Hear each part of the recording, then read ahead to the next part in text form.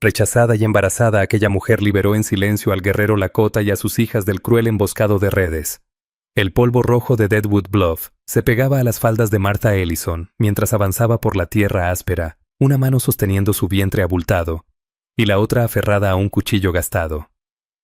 Viuda a los 22 años, madre en camino sin la protección de su esposo, se había vuelto un fantasma en el mismo pueblo que antes la llamó vecina. 6 días habían pasado desde que el consejo del pueblo la desterró, alegando que su embarazo sin marido vivo era una vergüenza para aquella comunidad temerosa de Dios. Los murmullos la siguieron hasta la salida. La muerte de Thomas Ellison dejó más que una viuda. Dejó también a una mujer cargando un hijo que no podía ser suyo. El sol implacable de agosto la castigaba mientras Martha seguía el cauce seco del arroyo. Pero antes de seguir este camino conmigo, suscríbete a nuestro canal para escuchar más relatos de coraje en los rincones olvidados del oeste. La soledad del desierto ofrecía solo penurias, pero aún así parecía más piadosa que la gente que la había echado. Un sonido la hizo detenerse. No era aullido de coyotes, ni el silbido del viento entre la salvia, sino algo humano. Un llanto apagado de niño seguido del crujido de una soga, tensándose bajo un peso. Subió una pequeña loma y se quedó helada con lo que vio abajo. Un guerrero Lakota colgando de un enredo de redes de caza, la sangre manando de donde las cuerdas le mordían la piel. 2 niñas pequeñas de 6 y 8 años a lo mucho, también estaban atrapadas en redes más chicas. Sus ojos aterrados se encontraron con los de Martha a la distancia. Las huellas de hombres y caballos rodeaban aquella trampa cruel, y Martha entendió de inmediato. Cazadores de recompensas habían armado el cepo, y regresarían al caer la noche. Su mano se aferró con fuerza al cuchillo, mientras la decisión se formaba en su mente.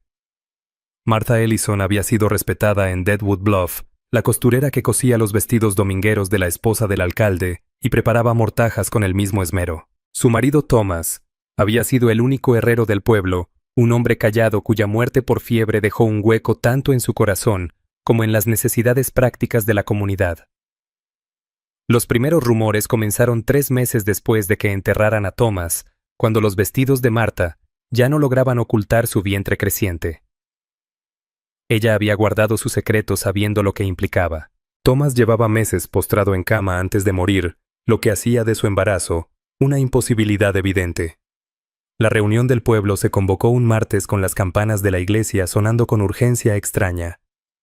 Martha se plantó frente a los rostros que antes le sonreían y ahora se torcían en desprecio mientras el pastor William hablaba de pecado y de vergüenza anunciando la ira de Dios sobre su pueblo reseco por la sequía. Un hijo concebido en adulterio no puede respirar en Deadwood Bluff, declaró el alcalde Crawford, golpeando su mazo mientras el consejo asentía en solemne acuerdo. Tienes hasta el amanecer para llevar lo que alcances y marcharte de este lugar para siempre. Nadie habló en su defensa. Ni las mujeres a las que ayudó en sus partos, ni los hombres a los que curó heridas cuando el doctor no estaba. Ese silencio dolió más que las acusaciones.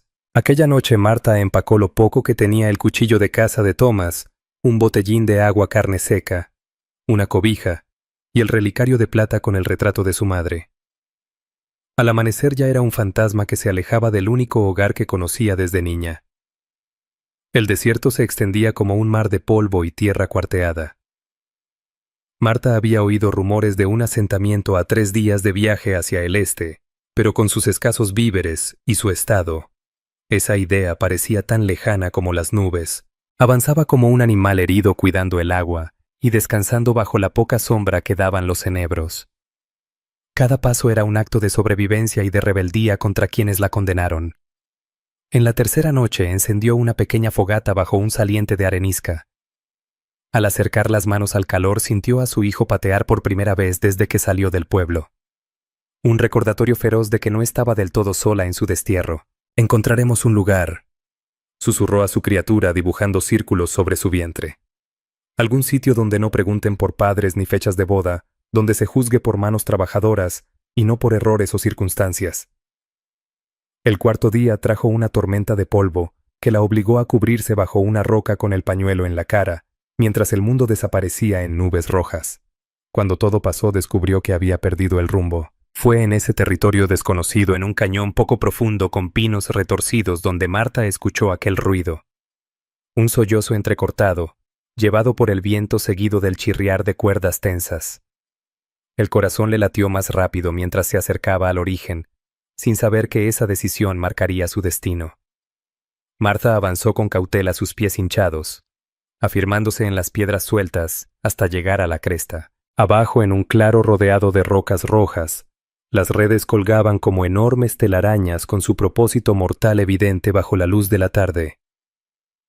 El guerrero Lakota estaba suspendido a 1,5 metros del suelo, con la sangre recorriendo sus brazos, donde las sogas le habían abierto la carne. Su rostro se mantenía orgulloso, pese a la desgracia, los ojos firmes y desafiantes aun cuando el cuerpo luchaba contra las ataduras. Cerca de él, en redes más chicas, las 2 niñas colgaban como pajaritos atrapados. La mayor, de unos 8 inviernos, había dejado de forcejear. Sus ojos oscuros recorrían el horizonte como si calculara la huida mientras la pequeña sollozaba quedó sus manos enrojecidas de tanto luchar contra las sogas. Martha reconoció el diseño de la trampa. Eran las redes de Jed Rourke, las mismas de las que él se jactaba en la cantina de Deadwood. El cazador de recompensas se había hecho fama capturando indígenas vivos para cobrar los pagos del gobierno por su reubicación. Ella había escuchado rumores de sus métodos, que capturaba familias separando a los guerreros de sus hijos para quebrarles el espíritu y hacer más fácil el traslado a la reserva. Una crueldad planeada es más sencillo arrastrar a un corazón roto que a uno rebelde. Él cazaba familias separando a los guerreros de sus hijos para obligarlos a obedecer durante el largo traslado a la reserva. La crueldad era intencional. Un espíritu roto se conduce con más facilidad que uno desafiante. Agazapada para no ser descubierta, Martha observó las huellas que rodeaban el claro. 5 caballos, 3 hombres. Rourke nunca viajaba con más gente de la necesaria para repartirse la recompensa. Las pisadas apuntaban al este, seguramente fueron a buscar víveres antes de regresar por sus prisioneros. Los ojos del guerrero se toparon entonces con los de ella, oscuros y penetrantes. No emitió sonido alguno, pero su mirada hablaba fuerte, no pidiendo sino evaluando si aquella mujer representaba una amenaza más o una posible salvación. Martha, de manera instintiva, colocó la mano sobre su vientre, gesto que pareció cambiar algo en la expresión de él. La hija mayor siguió la dirección de la mirada de su padre, y también la descubrió. A diferencia de él, no pudo guardar silencio estoico. «Help», llamó en inglés. Su voz apenas un murmullo, pero clara en el aire inmóvil del desierto. La garganta de Martha se cerró al recordar a su propio padre enseñándole a poner trampas, mostrándole que toda red tenía un punto débil si sabías dónde cortar. El cuchillo de caza de Thomas pesó de repente en su bolsillo. Sabía lo que significaba volver para liberarlos. Rourke la rastrearía y descubriría su intervención. El pueblo que ya la había echado tendría una excusa más para perseguirla por entrometerse en los pagos del gobierno. El sol caería en 2 horas y Rourke volvería antes del amanecer. Si Martha pensaba actuar, debía hacerlo de inmediato, mientras la luz le permitiera encontrar después el cauce seco. «Si nadie me salva a mí», murmuró para sí misma, recordando las palabras que se habían vuelto su mantra desde que dejó Deadwood Bluff. «Al menos, yo puedo salvar a alguien más». Con esa convicción, empezó a bajar la pendiente rocosa, cuchillo en mano, decisión tomada. El descenso le tomó más de lo esperado. Su embarazo la obligaba a moverse con cautela sobre el terreno inestable. Cada paso debía calcularlo, cada apoyo probarlo antes de confiar su peso. Al llegar al claro, el sudor le empapaba el vestido a pesar del fresco de la tarde. El guerrero la seguía con la mirada sin expresión, pero su cuerpo se tensaba, músculos preparados pese a la prisión de las cuerdas. «Voy a cortarte», dijo Martha con sencillez, mostrando el cuchillo de Thomas. «No tengo mucho tiempo». Se dirigió primero hacia la niña más pequeña, pensando que era la menos peligrosa, si se equivocaba en su juicio. El anclaje de la red estaba muy bien disfrazado, pero para los ojos entrenados de Martha, era reconocible un sistema que apretaba más si luchabas, pero que cedía con un corte preciso. Thomas le había enseñado trampas parecidas que usaban los comerciantes de pieles. La niña cayó en sus brazos en cuanto la red cedió su cuerpecito, temblando de agotamiento y miedo. Calla, susurró señalándose a sí misma antes de mirar a Martha con ojos llenos de gratitud y recelo a la vez. Martha la dejó con cuidado en el suelo y fue a la segunda red. «Mantente callada», pidió llevándose un dedo a los labios. La mayor asintió entendiendo de inmediato el peligro que los rodeaba. El segundo corte fue más sencillo, sus manos recordaban el movimiento exacto. Al caer la niña corrió directo a abrazar a su hermana murmurándole palabras tranquilizadoras en su lengua. La red del guerrero era más complicada pensada para sostener gran peso y evitar cualquier fuga. Martha tuvo que trepar a una roca cercana para alcanzar el anclaje principal con la panza dificultándole el equilibrio. Winona susurró la mayor señalándose a sí misma, y luego a su padre Takoda. Los nombres flotaron en el aire, una ofrenda de confianza que Martha aceptó con un leve asentimiento. Con un último corte la red del guerrero se desplomó. A diferencia de sus hijas, Takoda cayó en cuclillas pese al castigo de haber estado colgado tanto tiempo. Se incorporó despacio moviendo los hombros doloridos. Sin palabras revisó de inmediato a sus hijas, sus manos firmes pero tiernas, el cuidado de un padre evidente en cada toque. Solo al comprobar que estaban bien, se volvió hacia Martha, sus ojos oscuros examinando su rostro. Rourke regresa pronto, dijo en un inglés sorprendentemente claro que la desconcertó. Ahora tú también estás en peligro. Señaló su vientre. A los dos nos casan. Vamos juntos. No era pregunta sino la afirmación de una nueva realidad. Martha ya había elegido al cortar las cuerdas y no había marcha atrás. Avanzaron hacia el oeste contra el sol que caía usando su resplandor para ocultar su huida entre los cañones. Takoda iba al frente con paso seguro, escogiendo veredas que borraban sus huellas mientras Martha ayudaba a las niñas rendidas por el cansancio. La noche cayó pronto sobre el desierto, trayendo un frío que calaba hasta los huesos y hacía castañetear los dientes de Kaya. Sin decir nada, Takoda se quitó su chaleco de cuero y lo envolvió sobre los hombros de la pequeña, su cuerpo erizándose al contacto con el aire helado. Martha les ofreció lo que le quedaba de carne seca y la mitad de su agua, mirando cómo Takoda lo repartía con cuidado entre sus hijas, antes de tomar un bocado para sí. Ese gesto sencillo de sacrificio paterno removió algo en ella, un recordatorio de lo que realmente significaba familia. Acamparon en una grieta angosta entre las enormes rocas rojas, invisible a la distancia pero suficiente para resguardarlos del viento. No podían arriesgarse a encender fuego, no con Rourke seguramente siguiendo ya sus huellas, a la luz pálida de la luna. Martha se fijó en los tatuajes que cubrían los brazos de Takoda, símbolos de valor y protección entrelazados con cicatrices de antiguas batallas. Su rostro permanecía sereno, pero sus ojos no dejaban de vigilar la oscuridad más allá del refugio. ¿Por qué ayudar?, preguntó al fin con voz baja, para no despertar a sus hijas dormidas. Tu gente y la mía no son amigas, y tú... Su mirada se deslizó hasta el vientre de Martha. Carga tu propia cruz.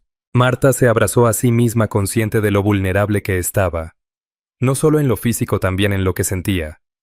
Deadwood Bluff ya no es mi hogar. Respondió con simpleza, la palabra aún amarga en su boca. Como si el recuerdo del pueblo los invocara, un resplandor distante. Apareció en el horizonte antorchas que se movían en la noche demasiado organizadas para ser otra cosa que una partida de caza. Jed Rourke había descubierto sus redes vacías. Marshall McConnell, murmuró Martha, al reconocer la silueta inconfundible del alguacil de Deadwood cabalgando junto a Rourke.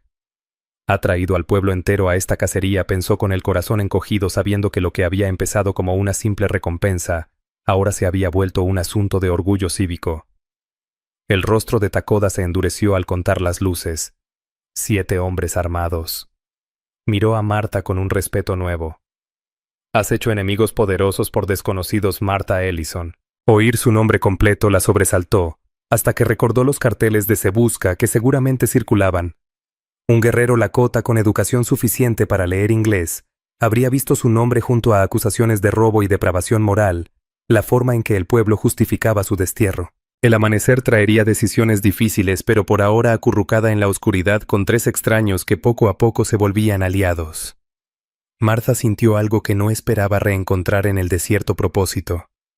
Colocó su mano sobre su vientre como escudo y cerró los ojos sabiendo que el día siguiente traería fuga o enfrentamiento. El alba mostró la crudeza de la situación. Unas huellas frescas rodeaban el sitio de su huida inicial, señal de que Rourke contaba con rastreadores expertos. Takoda examinó a lo lejos a las figuras con la precisión de un cazador. Se dividieron en 3 grupos, observó señalando las 3 estelas de polvo que se levantaban en la luz de la mañana. Nos rodean, Su cara se mantenía firme, aunque un músculo en su mandíbula delató la primera señal de preocupación que Martha le veía. Cuando Winona jaló del brazo de su padre y susurró en su lengua materna, el rostro serio de la niña apuntaba a una grieta estrecha entre dos formaciones al norte. Takoda asintió escuchando con el respeto que se le da a los mayores del consejo. «Mi hija conoce esta tierra», explicó a Martha. «Antes de que mi esposa muriera vivimos en estos cañones, y Winona dice que hay un sendero oculto entre esas rocas que lleva a agua y refugio». El conocimiento de la niña les daba ventaja, pero el estado de Martha impedía avanzar con rapidez. Cada hora de caminata pesaba como 2 con la espalda acalambrada y los pies hinchados dentro de unas botas no hechas para ese terreno. Al mediodía el sol castigaba sin piedad, y Kaya comenzó a rezagarse. Sin dudarlo, Takoda la alzó sobre sus hombros pese a su propio cansancio. Sus ojos no dejaban de escudriñar el horizonte buscando señales de persecución. El pasaje estrecho que Winona había recordado era casi invisible, hasta que estuvieron frente a él una hendidura en sombras que se retorcía entre paredes rojas, manchadas por minerales antiguos. De su interior corría aire fresco como un respiro de salvación. Dentro la temperatura bajó de inmediato trayendo alivio bendito frente al sol abrasador. Tras unos 20 metros, el paso se ensanchó revelando una pequeña gruta, donde un manantial brotaba entre piedras cubiertas de musgo agua viva en medio de la desolación. Mientras llenaban cantimploras y lavaban sus rostros cubiertos de polvo, Martha notó antiguos dibujos en las paredes del cañón, manos espirales y la silueta inconfundible de una mujer embarazada. Algo en esas imágenes ancestrales le apretó la garganta de emoción. «Mi gente dice que este es un lugar sagrado para las madres», explicó Takoda siguiendo su mirada. «Aquí vino la primera mujer a dar a luz en seguridad». Su habitual dureza se suavizó un poco al añadir: «Tu hijo será fuerte, nacido de una madre que prefiere la libertad antes que la seguridad». Más tarde, mientras las niñas dormían a la sombra, Takoda y Martha revisaron sus escasas provisiones: un cuchillo, una cantimplora casi vacía, una bolsita de hierbas medicinales que él cargaba y la manta de Martha. Apenas lo suficiente para sobrevivir, mucho menos para huir de hombres armados. La charla se volvió práctica, planeando rutas de escape y alternativas, pero bajo esas palabras se iba construyendo algo más: un respeto mutuo. Ya no los unía solo el enemigo común, sino la firmeza compartida de proteger lo más valioso: los hijos, tanto los vivos como el que aún estaba por nacer. Dejaron el santuario de la gruta escondida cuando el crepúsculo tiñó el desierto de morado y dorado. Winona marchaba con confianza, su pequeño cuerpo moviéndose con la gracia natural de quien nació en esa tierra dura, mientras Takoda cubría la retaguardia borrando sus rastros. La luna llena se alzó brillante, regalo y maldición a la vez, iluminaba el camino, pero también el de sus perseguidores. Martha sintió a su hijo moverse inquieto dentro de ella, como si percibiera la amenaza que se cerraba en torno a ellos como un lazo. El primer disparo retumbó en el cañón poco después de la medianoche, seguido de gritos de respuesta que confirmaron sus peores temores. Los hombres de Rourke habían formado un cerco, señalándose entre ellos y coordinando para empujarlos directo a una trampa mortal. Takoda se detuvo en seco. Inclinó la cabeza como un lobo oliendo el aire.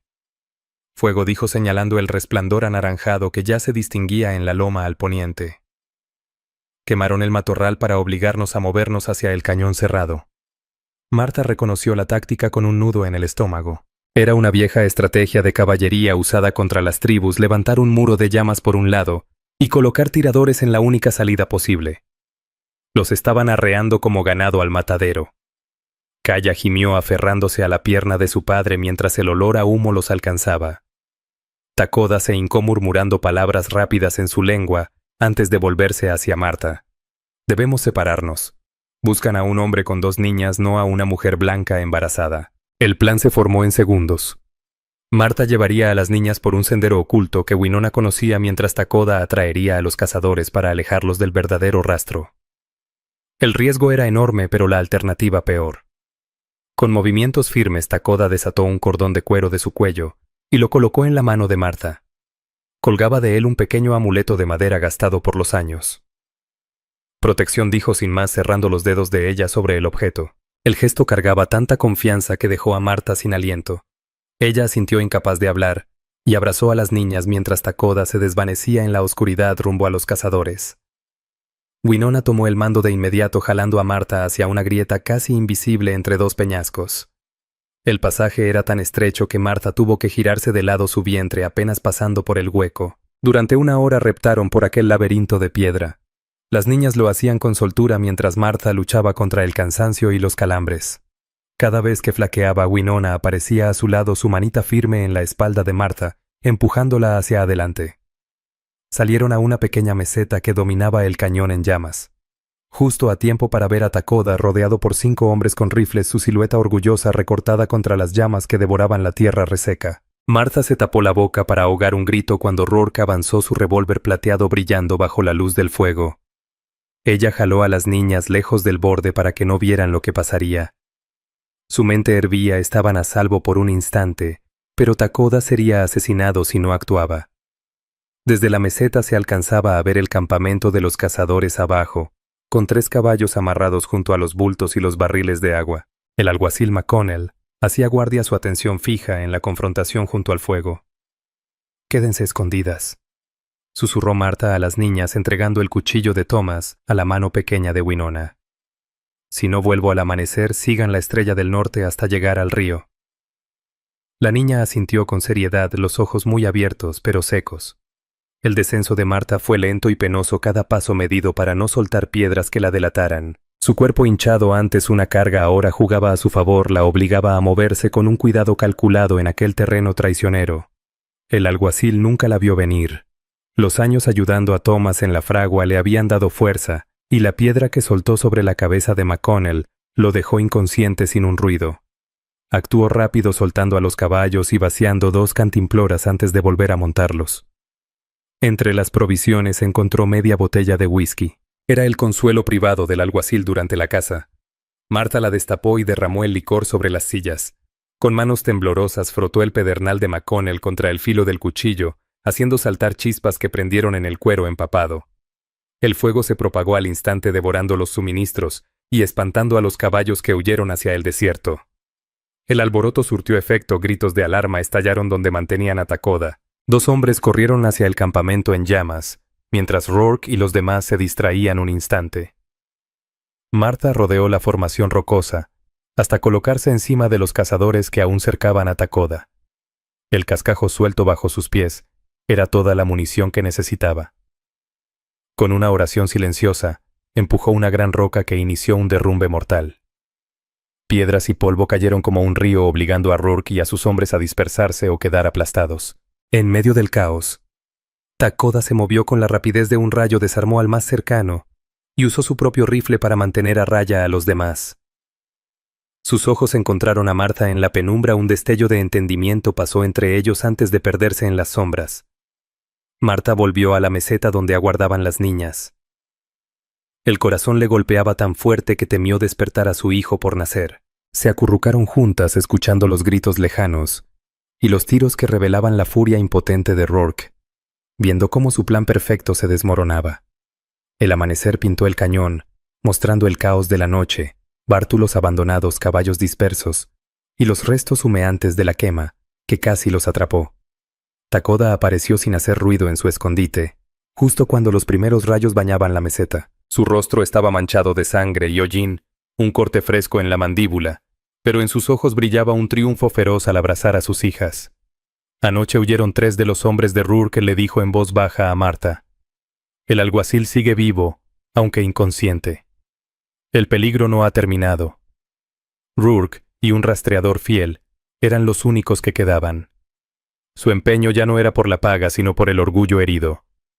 Cazaban con la obsesión de depredadores que ya habían probado sangre. Martha sintió la primera punzada en la espalda baja, mientras recogían lo poco que pudieron rescatar. Su tiempo se adelantaba más de lo previsto. El estrés de la huida había acelerado lo que aún debía esperar semanas. Necesitaban llegar a un refugio antes de que Rourke se reorganizara, pero las pausas cada vez más frecuentes de Martha ralentizaban la marcha por los senderos enredados del cañón.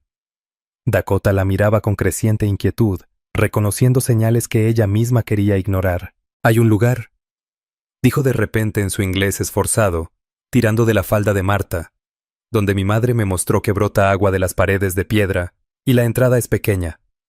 Ningún hombre armado puede entrar fácilmente.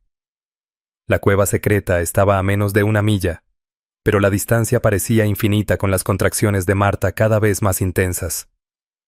Dakota la sostuvo sin decir palabra, firme como una montaña, mientras Kaya corría adelante para explorar el camino. Llegaron a la angosta entrada justo cuando otra contracción la dobló de rodillas.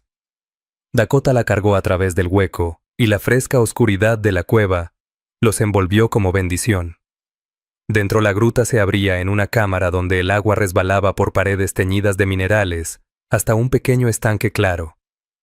Manos antiguas estaban impresas en la roca junto a espirales, y la silueta de una mujer encinta igual al símbolo que Martha había visto en el manantial escondido. Dakota se apresuró a acomodarla, ordenando a sus hijas recolectar musgo suave para hacerle lecho mientras él se apostaba en la entrada con el rifle listo.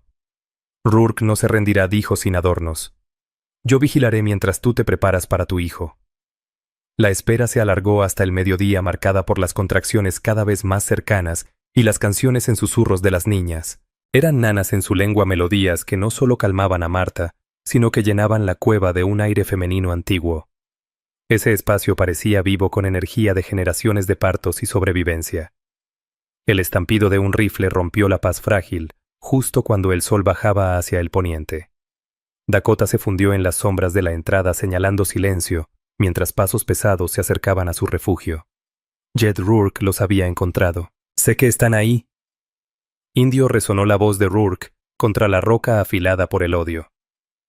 «Entrégame a la mujer y a las niñas, y tal vez te deje vivir lo suficiente para llegar a la reserva».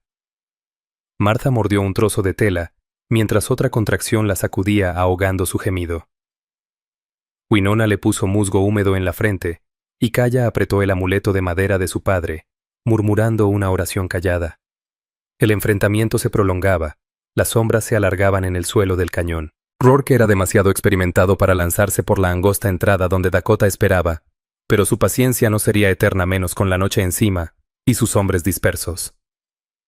«Tienen 1 minuto antes de que los saque con humo», gritó, y el chasquido de un fósforo encendido subrayó su amenaza. «La recompensa pide vivos, pero no dice en qué condición».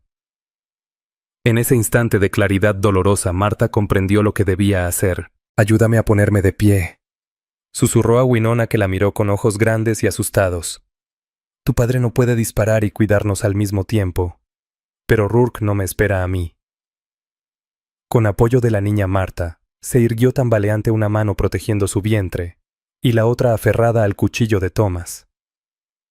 Se colocó al lado de la entrada oculta en la sombra, mientras Dakota mantenía ocupado a Rourke con movimientos calculados.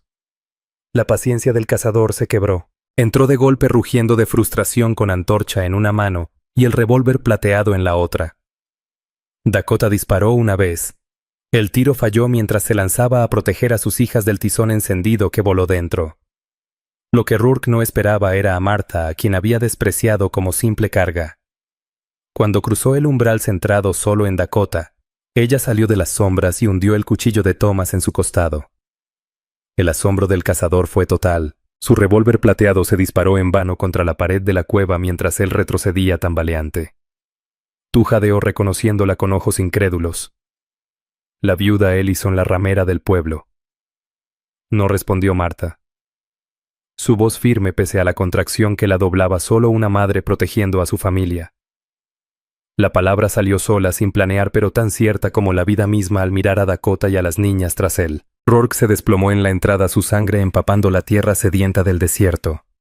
La antorcha que había lanzado chisporroteó, y murió contra el suelo húmedo de la gruta, dejándolos en la penumbra azulada que se filtraba por la abertura. En ese silencio repentino, la fuente de Marta se rompió, un calor recorriéndole la pierna. El niño ya no esperaría más.